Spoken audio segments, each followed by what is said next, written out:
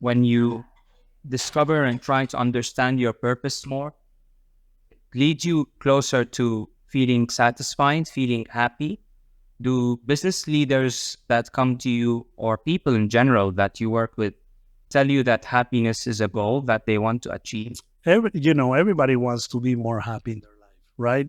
Some But people, what does that really mean? yeah, yeah. So for me, what that means as part of flourishing is that I want to be connected more and more with positive emotions, right?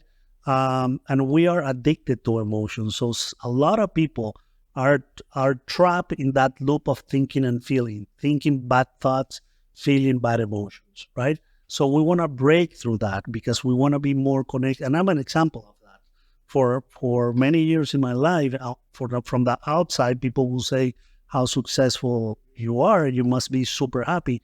In the inside, I was not. I was waking up, connecting with not so high elevated emotions, right? Like sadness or anger, etc., etc. So this went on for years and years. So what I think people mean by that is I really want to fluctuate in these emotions on a higher band, right?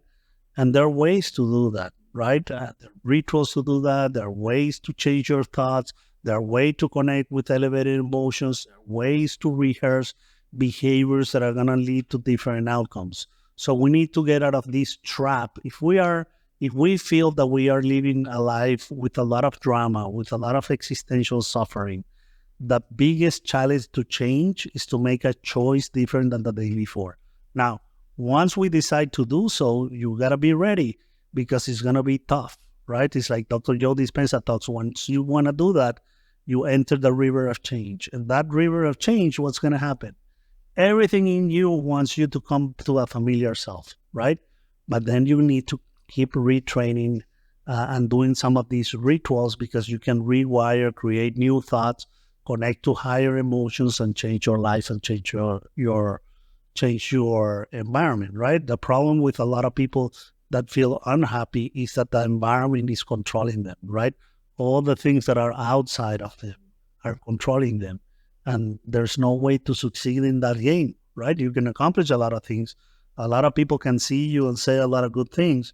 But inside, if you don't start building your internal reference points, what are the things that makes Osvaldo feel nurtured, feel like he's flourishing? Those are unique to me, right? I need to find those, cultivate those, and embrace those. And you're right. Once you start that process, right, that journey of looking for purpose, of listening, connecting with myself, the first thing that I started to experiment was peace, more peace, right?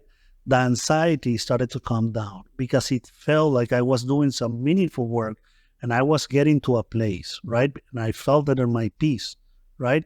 So I think the important thing is, as many spiritual leaders have said, and is how do we enjoy the journey more, and how do we feel as humans that we are flourishing, that we are connected with more uh, positive emotions, that we are engaged, that we are matching the challenges life has thrown us with our skills, right?